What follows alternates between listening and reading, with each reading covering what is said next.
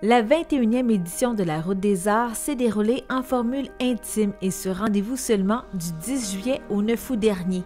De la chute à Oka, en passant par Mirabel, nous avons sillonné les routes de la région afin de vous faire découvrir les 15 artistes qui ont ouvert leurs portes aux visiteurs cette année.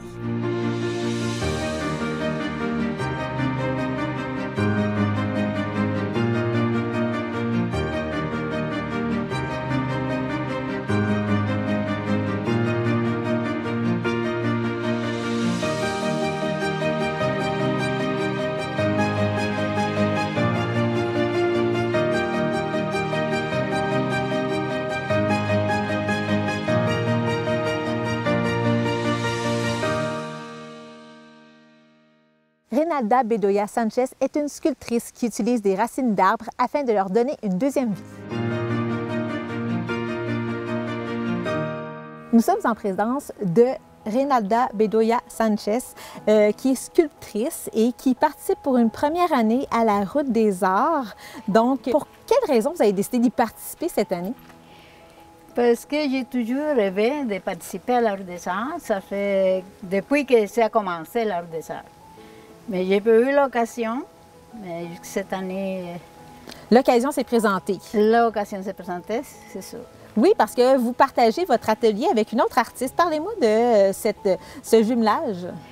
C'est un premier jumelage qu'on fait à la Route des Arts. Fait que je connais Madame Joan et elle m'a invité à me jumeler avec son atelier, fait que j'ai eu l'occasion. Oui. Joanne Labbé-Chaput, donc, qui est également sculptrice. Et donc, vous partagez cette passion-là, vous avez ça en commun? Oui. On aime les arts en général, mais surtout, qu'est-ce qu'on fait? Moi, j'ai fait les sculptures en bois, des racines de bois, des morceaux de bois. Puis elle sculpte la terre cuite, l'argile. L'argile. Et comment ça se déroule jusqu'à maintenant, première expérience? Est-ce qu'il y a beaucoup de personnes qui se sont déplacées pour venir voir vos œuvres?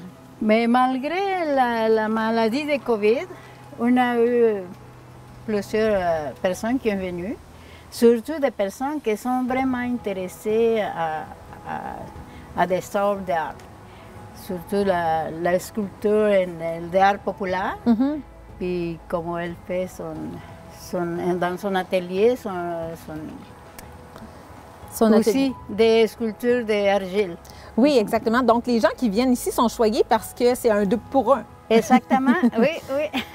Parlez-moi un peu de vous pour qu'on apprenne mieux à vous connaître. Vous venez donc du Mexique. Vous êtes venu au Canada, au Québec, à quel moment?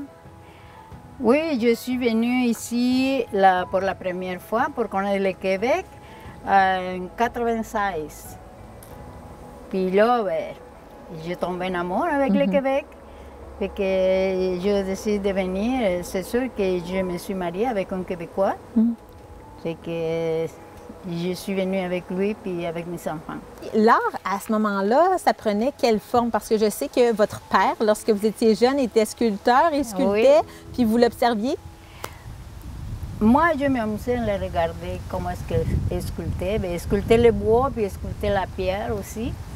Fait que j'étais passionnée pour ça, puis je me disais un jour, moi, je veux sculpter aussi. Mais je n'ai pas eu l'occasion avant parce que après que je me mariais, j'ai eu des enfants, puis je n'ai pas eu le temps de le faire. Donc, le temps est venu plus tard. C'est à quel moment que c'est revenu plus en force dans votre vie, la sculpture? Il est revenu juste en force quand j'avais 45 ans. 45 ans? J'ai commencé à sculpter et à broder, puis faire le vitrail. Puis je faisais toutes sortes d'affaires, mais finalement, je me concentrais juste à faire les sculptures d'art populaire. Et aussi, ce qui est très fascinant, c'est que vous, votre médium, ce que vous utilisez, ce sont des racines d'arbres. Parlez-moi de ça. En réalité, les racines, j'ai commencé à les sculpter ici au Québec. Par rapport à des endroits où j'habitais, je voyais que les gens ils déboissaient pour faire des maisons, pour faire une autre chose. Fait que je me dis il faut donner une deuxième vie à les arbres qui sont tués ou sont morts. Et que c'est là que j'ai commencé avec les racines. Avant, je prenais le bois normal, un morceau de bois, une planche de bois, puis je sculptais.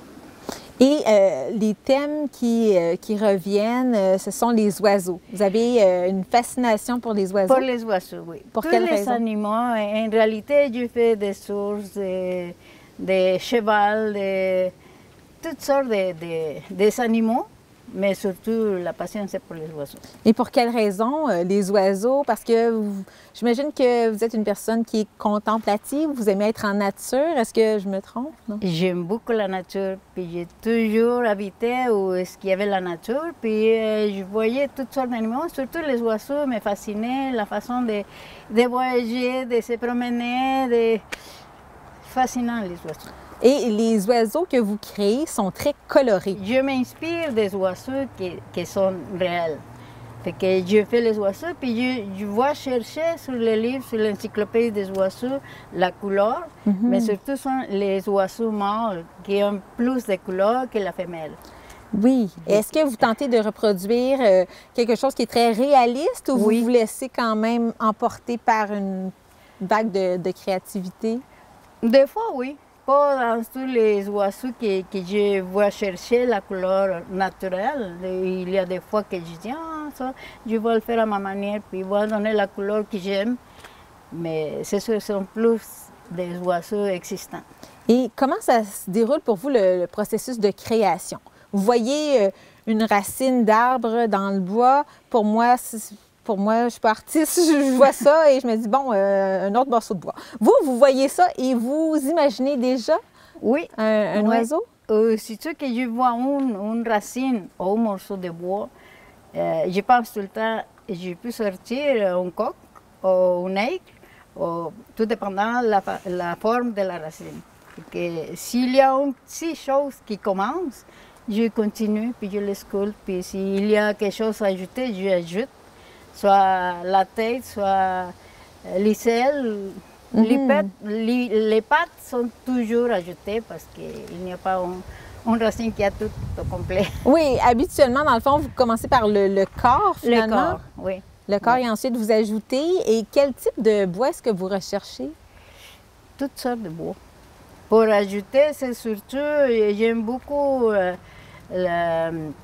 le bois de cèdre, parce que c'est plus résistant à l'eau, ça dure plus longtemps, puis ça tient bien. Oui, et aussi un autre médium que vous utilisez, la peinture, c'est de la peinture à l'huile. Oui, oui. Pour quelle raison? Parce que c'est résistant? C'est plus résistant. Des fois, je peinture en hiver, la peinture acrylique, parce que c'est trop fort pour peinturer à l'intérieur, mais ça dure pas longtemps. C'est juste une saison de pluie, puis ça disparaît la peinture. Tandis que à l'huile, ça peut durer 1 an, 2 ans avant de retoucher. Les œuvres que vous faites, il y en a plusieurs. Donc, à quelle vitesse est-ce que j'ai l'impression que vous êtes quand même rapide pour créer? Mais quand on est habitué à travailler et à voir la forme, puis on pense vite.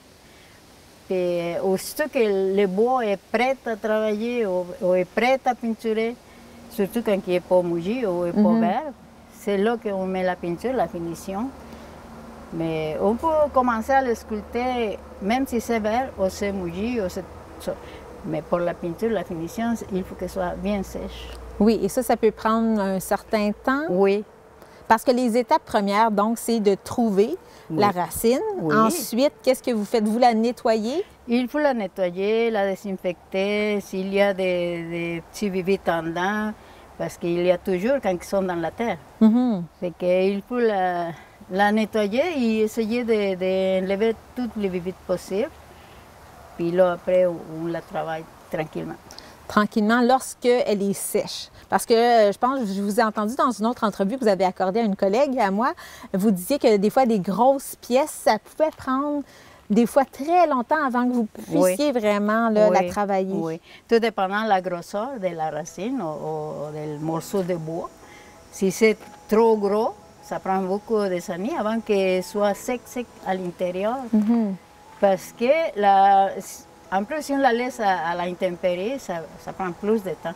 Il faut la mettre à l'abri, des fois quand il y a le soleil, le sortir, puis la rentrer. Puis c'est un processus qu'il faut suivre tout le temps. Et qu'est-ce que ça vous apporte de créer, de voir là, une œuvre terminée? Oh, c'est la joie totale, parce que on commence avec quelque chose qu'on ne pense pas, puis finalement, quand on l'a fini, je dis « Waouh, je ne pensais pas que ça sortirait comme ça. Fait que c'est un... comment est-ce qu'on peut dire ça? Une fierté? Satisfaction, une fierté de ce qu'on a fait pour ces morceaux de bois que la majorité du monde, ils voient et disent « Oh, ça c'est bon pour brûler. » Oh, oui, c'est vrai. On pourrait penser ça absolument, Oui, le commun des mortels, c'est ce Oui. que je penserais. Mais finalement, vous leur donnez vraiment une deuxième vie. Donc, vous avez Oui. une certaine conscience environnementale. Aussi, l'environnement, Oui, ça oui, fait oui, partie de Oui. votre processus de création. Oui, je tiens encore toute la nature, puis m'intéresse beaucoup. Donner une deuxième vie à un arbre, surtout quand il est beau, puis ils le font tuer pour faire une maison, ou pour faire une usine ou une autre chose. C'est triste. Oui. Et comment ça se déroule avec les visiteurs, les gens qui viennent vous rencontrer? Est-ce qu'il y a des... est-ce que ça vous nourrit d'avoir cette rencontre-là Oui. avec les Ben gens oui. qui regardent, qui commentent? Oui, j'aime toutes sortes de critiques, même si c'est mauvais. Ça nous amène à nous dépasser à chaque fois puis de faire meilleures choses. Puis c'est sûr que la bonne critique nous nourrit Oui. et nous donne l'envie de continuer et de continuer. Donc, vous allez continuer encore très longtemps. Est-ce que vous avez d'autres projets de créer de plus en plus ou quels sont vos futurs projets? Mais moi, j'ai envie de continuer jusqu'à ce que je ne sois pas capable de le faire. Mais c'est sûr que j'aime ça participer à des expositions, à des compétitions. Et j'aime beaucoup la compétition. Ah, bon. D'accord. Bon, mais on vous souhaite de continuer encore très longtemps. Merci beaucoup de nous avoir accordé cette entrevue. Merci. Je suis contente de vous recevoir et que vous voyez aussi mon art. Oui. Merci. Merci.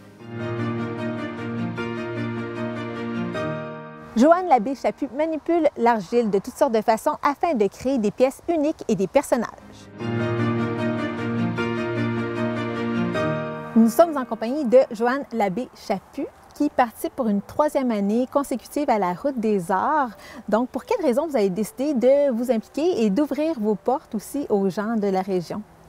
Bien, disons que la Route des Arts a été pour moi un tremplin. Ça a été l'événement qui m'a permis vraiment d'avancer dans cet art que je pratique quand même depuis près de 17 ans, mais que j'ai repris à temps plein à la retraite. Donc, la Route des Arts m'a permis vraiment de m'ouvrir à un public.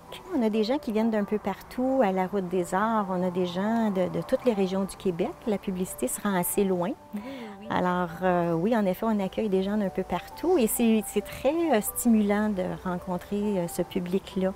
Alors, ça me nourrit. Oui. Et pour les gens qui vous connaissent moins, vous êtes sculptrice et potière également. À quel moment est-ce que l'art vous a intéressé? Alors, c'est arrivé à un âge, à l'adolescence en réalité. J'ai fait un cours de couture professionnelle avec dessin de mode. Alors, à ce moment-là, je dessinais déjà les corps. On avait des cours où on devait dessiner le visage, même les muscles. Et je me passionnais au dessin, donc j'en profitais pour dessiner mes amis. Et évidemment, les choses ont évolué. Je me suis retournée vers un autre métier, mais c'est quelque chose qui ne se perd pas. Oui, parce que dans le fond, vous étiez bibliothécaire ou en fait, vous dirigiez une bibliothèque? Oui, tout à fait. J'ai été directrice à la bibliothèque de Deux-Montagnes. J'ai travaillé pendant 36 ans à la bibliothèque de Deux-Montagnes et malgré le travail qui était très technique et administratif, je côtoyais quand même les artistes parce que nous organisions des expositions mensuelles de toutes les formes d'art et j'avais un contact permanent avec les artistes. Donc ça m'a nourri aussi pendant de nombreuses années. Oui, et puis la poterie et la sculpture, c'est venu un peu par hasard hein, dans votre vie? Absolument, oui, c'est ça. C'est une de mes sœurs qui m'a invitée une journée à faire une activité avec elle. Elle m'a dit, ah, Joanne, ça serait le fun. Elle dit, j'ai commencé des cours de poterie, on devrait y aller ensemble. Alors, j'ai trouvé ça intéressant, pensant que j'irais faire des petits pots. Oui. Mais finalement, j'ai eu la surprise lors du premier soir d'apprendre que le cours était de la sculpture. Alors, la première pièce qu'on faisait était un visage et ensuite on tombait au personnage, le corps entier. Mais j'ai adoré ça. Ça a été une révélation pour moi. Alors, tout ce que j'avais appris en dessin de mode, le corps, le visage, tout me revenait. Je connaissais déjà toutes mes proportions. Donc, ça a été très facile pour moi d'entrer dans ce médium-là et j'ai vraiment adoré l'exploration. Assez que j'avais pas assez de temps pour le faire et je me suis toujours dit, un jour, je vais m'y mettre. Et là, c'est depuis que vous êtes à la retraite, donc vous faites ça à temps plein? C'est un loisir qui est devenu donc une passion, puis là, vous faites ça vraiment comme projet, parce qu'à la retraite, il faut se tenir occupé. C'est ce que j'entends souvent. Oui, absolument. C'est sûr que c'était mon projet de retraite. C'est sûr que c'est mon activité principale. C'est vraiment quelque chose qui me passionne, donc j'y mets beaucoup d'intérêt. Et par la force des choses, on crée énormément de pièces. Donc, à un moment donné, on veut les montrer aussi. Oui. Faut que ça sorte des placards. Donc, c'est ce qui est arrivé avec moi et la Route des Arts. Oui, parce que vous en accumuliez beaucoup, c'est ça? Oui. Et vous les gardiez secrètement, jalousement pour vous et vos amis, votre famille, mais à un certain point, là... Il faut sortir de la famille. Exactement. C'est ce que vous avez fait. Vous avez décidé de déployer un peu... Faut sortir de votre zone de confort, peut-être? Oui, absolument, absolument, parce que je suis une personne qui n'était pas nécessairement très portée à aller vers les autres. Donc, c'est sûr que je gardais mes pièces jalousement pour moi à la maison. Mais après avoir des encouragements d'amis et après avoir exposé dans des petites places, on m'a beaucoup motivée à aller plus loin. Et je me donne toujours des défis. Pour moi, c'est important de me donner des défis. Donc, c'est ce qui m'a amenée à la Route des Arts et je persévère parce que je trouve que c'est une très belle expérience. Oui, et concernant la sculpture, ce qui est intéressant, c'est qu'au départ, vous avez découvert les visages. C'est la première chose que vous avez explorée et c'est encore un thème qui est récurrent, qui revient. C'est ce que vous préférez. Vous êtes amoureuse des visages, c'est ce qu'on retrouve. Oui, absolument. Je suis une personne qui observe beaucoup les visages. D'ailleurs, des fois, c'en est même gênant parce que les gens me regardent. Donc, vous dévisagez les gens? J'observe beaucoup. Il y a toutes sortes de visages, évidemment. Oui. Il y a toutes sortes de... Et des fois, je rencontre des gens qui ont vraiment un aspect particulier, puis un angle, des fois, que j'ai de la difficulté à travailler. Donc, je suis portée à observer. Mais c'est vraiment une passion pour moi, je ne sais pas. Les yeux aussi, principalement. J'aime beaucoup travailler les yeux. Et en sculpture, je peux vraiment passer énormément de temps à faire les yeux, le nez, la bouche. Je ne sais pas pourquoi, mais c'est des éléments qui, pour moi, sont très importants. Et après avoir vraiment tout fait les éléments du visage dans un ordre, en essayant d'atteindre une certaine perfection selon mon standard à moi, après, je les déconstruis. OK. Alors, c'est un petit peu ce que je fais. J'aime me laisser des textures, j'aime poinçonner la terre, j'aime faire des trajets, des lignes. Et c'est ça, un coup que le visage est beau, parfait, le monde, ils me disent, ben non, tu n'iras pas le puncher encore une fois. Mais oui, c'est moi. OK, c'est votre signature, si on peut dire. Oui, exactement, c'est ça. Est-ce que vous êtes autodidacte ou vous avez quand même pris des cours, c'est ça, ici et là, ou vous avez vraiment pris ça en main un peu, vous avez découvert ça par vous-même? Oui, bien, j'ai découvert beaucoup par moi-même. J'ai suivi un cours en 2002, je crois, qui était mon premier cours de sculpture avec un sculpteur qui était quand même excellent.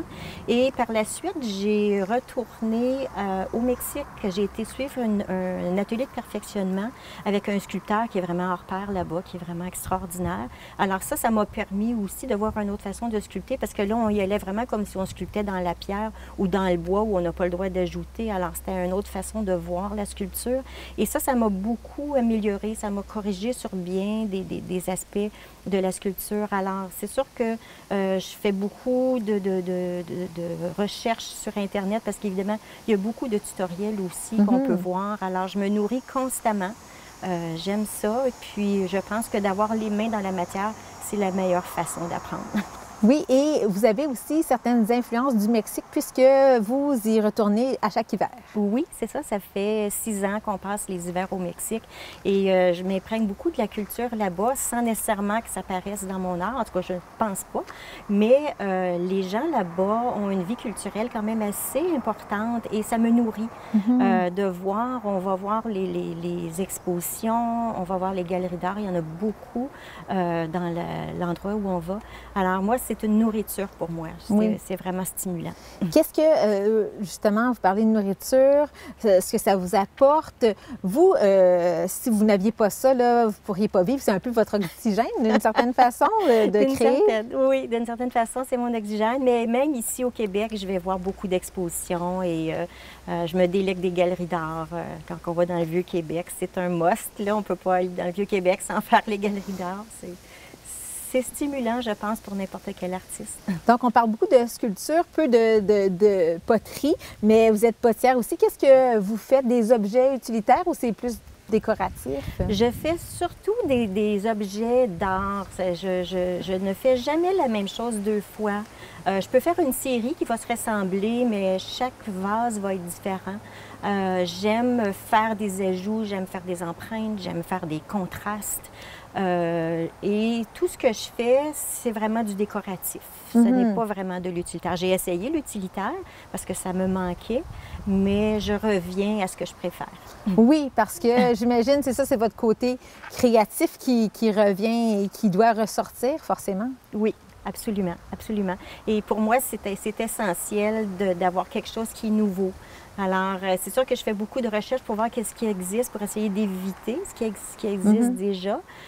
J'essaie de faire quelque chose d'original et vraiment des pièces uniques. Et de faire partie de la Route des Arts aussi, d'aller à la rencontre de d'autres artistes, ça aussi, ça peut être exaltant, puis ça peut même vous aider à créer, à voir plus loin.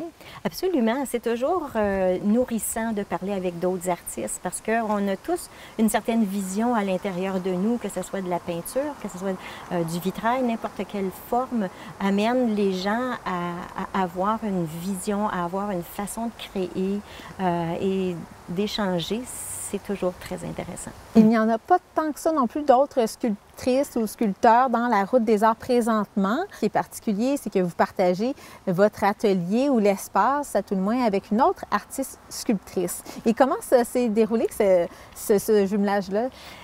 Disons que je connais Rinalda depuis plusieurs années, donc j'ai toujours beaucoup aimé son travail. J'ai toujours apprécié, j'aime ses couleurs, j'aime la frivolité qu'on retrouve là-dedans.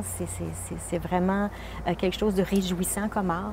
Et puis, c'est un projet que je chérissais. Je me disais, si un jour je peux l'aider, je savais qu'elle n'avait pas d'atelier puis qu'elle ne pouvait pas se permettre de faire partie de la route, malgré que ça l'intéressait énormément. Donc, quand j'ai vu qu'au conseil d'administration, il y a eu une volonté de permettre les jumelages. Alors, j'ai sauté sur l'occasion et j'ai invité mon ami à se joindre à moi. Cette année, c'est une année particulière. On ne le dira jamais assez avec la pandémie de la COVID-19, mais les gens sont quand même au rendez-vous? Oui, on a quand même beaucoup moins de visiteurs. Disons que c'est quand même différent parce que là, c'est étalé sur un mois, c'est avec rendez-vous. L'année dernière, c'était 9 jours consécutifs. On a vraiment beaucoup moins de visiteurs que dans un 9 jours consécutifs, sauf qu'on est capable de donner une qualité parce qu'on est avec une personne ou un couple à la fois. Donc, les rendez-vous sont espacés. Ça nous permet d'échanger plus facilement que si on a 7, 8, 10 personnes qui arrivent en même temps où on n'a pas le temps de parler avec tout le monde. Alors moi, j'ai beaucoup apprécié cette formule-là.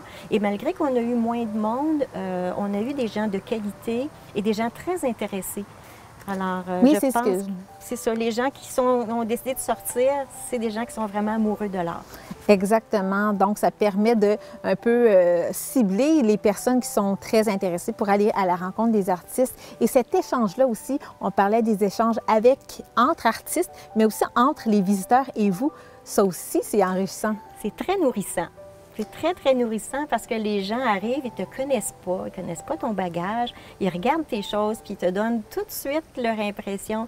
Et souvent, ça se recoupe parce qu'il y a des gens qui vraiment réussissent à trouver des éléments de moi dans ce que je fais et c'est toujours drôle. Oui, bien, c'est épatant des fois hein, de voir à quel point les gens sont sensibles à ce qu'on fait et nous comprennent à travers, j'imagine, ce que vous faites. Oui, et après, c'est ma 3e année, alors j'ai des clients qui reviennent ou des gens qui viennent sans être clients, qui reviennent me voir et qui me parlent de l'évolution qu'ils ont vue dans les 3 années. Ah. Et ça aussi, je trouve ça très intéressant. Vraiment. Et qu'est-ce qui s'en vient pour vous? Vous avez des projets. Là, vous avez axé les dernières années sur le visage, sculpter des visages. Et là, maintenant, vous descendez. Ça va vers le corps. Exactement, c'est ça. J'ai commencé par faire beaucoup de visages, des demi-visages. C'est vraiment ce qui me captait beaucoup les dernières années.